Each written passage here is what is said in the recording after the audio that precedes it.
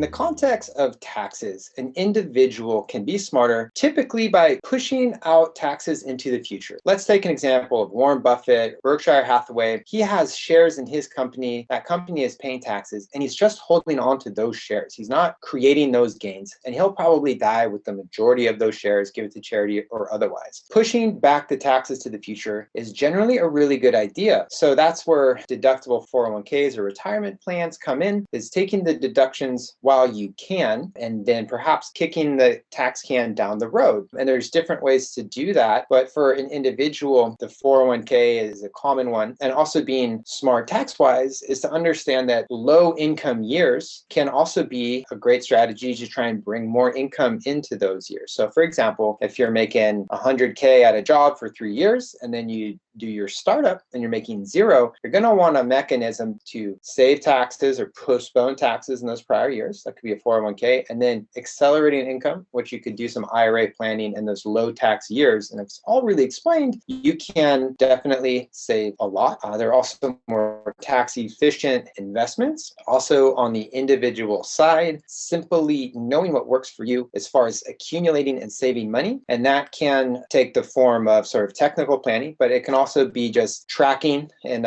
tracking software, or again, what works for you. And that could be just starving yourself for money, putting it somewhere where you can't get to it, whether it's real tin can or a metaphorical one. So get it away from you, put it to work, consider investing for the long term, because a lot of our economy is predicated on it. And in the long term, it's worked out for many people, but that's an investment advisory type of question. So definitely do your homework on that.